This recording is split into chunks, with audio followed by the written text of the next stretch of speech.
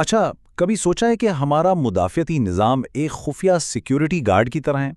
आज हम उसी गार्ड के एक ऐसे हिस्से की बात करने वाले हैं जो अक्सर नज़रअंदाज हो जाता है, लेकिन जब ये अपनी ड्यूटी में नाकाम हो ना, तो इसके नताइज बहुत संगीन हो सकते हैं। अगर कोई बार बार बीमार पड़ता है तो ये अक्सर सिर्फ इत्तेफाक नहीं होता। इसकी वजह कोई आम कमजोरी नहीं, बल्कि इसका जवाब हमारे मुदाफियती निज़ाम के अंदर ही एक गहरे राज की तरह छुपा हो सकता है। तो चलें, पर्दा उठाते हैं इस छुपी हुई मुदाफियती कमजोरी से। आसान लफ्ज़ों में कहें तो कॉम्प्लीमेंट की कमी का मतलब है कि आपकी बॉडी की जो इमरजेंसी रिस्पॉन्स टीम है ना, उसके कुछ अहम खिलाड़ी या तो हैं ही नहीं या फिर अपना काम ठीक से नहीं कर पा रहे। ये एक ऐसी अंदरूनी खराबी है जो बाहर से नजर नहीं आती। तो ये कॉम्प्लीमेंट सिस्टम आखिर है क्या चीज़? आइए ज़रा इसको समझते हैं कि ये करता क्या है और हमारे जिस्म के लिए इतना ज़रूरी क्यों है। इस सिस्टम को आप एक डोमिनो इफेक्ट की तरह समझें। जैसे ही कोई हमलावर, मान ले कोई बैक्टीरिया जिसमें घुसता है, पहला प्रोटीन एकदम एक्टिवेट होता है जो दूसरे को गिराता है, और फिर ये सिलसिला, ये चेन रिएक्शन तब तक चलता रहता है जब तक कि आखिरी डोमिनो गिरकर इस खतरे को जड़ से ही ना उखाड़ दे। एक बहुत ही तेज़ और तबाहकुन जवाबी हमला। तो एक सेहतमंद सिस्टम में ये चारों मरहले बिल्कुल ठीक ठाक चलते हैं। पहले तो खतरे को पहचाना जाता है, फिर पहला प्रोटीन एक्टिवेट होता है जिससे एक तेज रफ्तार चेन रिएक्शन शुरू हो जाता है, और आखिर में दुश्मन का सफाया। ये अमल इतना तेज और मौसर होता है कि हमें इसका एहसास तक नहीं होता। लेकिन क्या हो अगर इस दिफाई लाइन में ही कोई गड़बड़ हो जाए? जब ये सिस्टम फेल होता है ना, तो कहानी बिल्कुल ही पलट जाती है। देखें, इसकी नाकामी दो तरह से हो सकती है। एक तो ये कि सिस्टम का ऑन बटन ही ख़राब हो जाए, मतलब ये हमलावरों के खिलाफ एक्टिवेट ही ना हो पाए और इन्फेक्शंस के लिए दरवाज़ा खुल जाए, या फिर इससे भी ज़्यादा ख़तरनाक, इसका ऑफ बटन जाम हो जाए और ये एक बेकाबू फ़ौज की तरह अपने ही जिस्म पर हमला कर दे। इस खराबी की अलामात भी ना काफ़ी मुख्तलिफ हो सकती हैं, जैसे बार बार इन्फेक्शंस होना। ये इस बात का इशारा है कि दिफाई निज़ाम शायद ऑन ही नहीं हो रहा।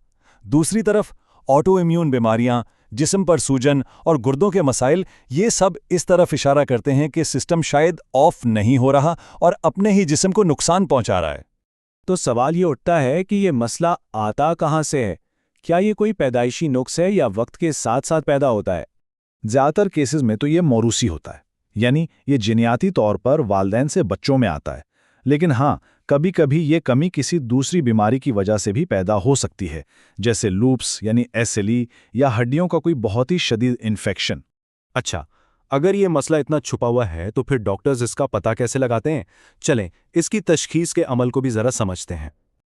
ये जो आदाद व शुमार है ना, ये वाकई चौंका देने वाले हैं। एक अंदाजे के मुताबिक इस मसले के 10% से भी कम केसेस का भी तशखीस हो पाते हैं। इसका मतलब क्या हुआ?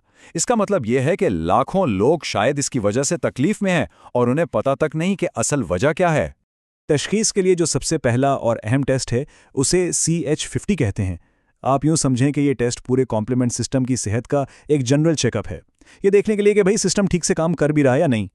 यहाँ पर डॉक्टर्स बिल्कुल जासूसों की तरह काम करते हैं। वो खून में अलग अलग प्रोटीन्स जैसे C3 और C4 की सतह को देखते हैं। अगर ये दोनों ही कम है तो शख्स सीधा लूपस जैसी बीमारी पर जाता है, लेकिन अगर सिर्फ एक कम है तो कहानी कुछ और होती है। तो ये पैटर्न्स असल मुजरिम तक पहुंचने में मदद करते हैं।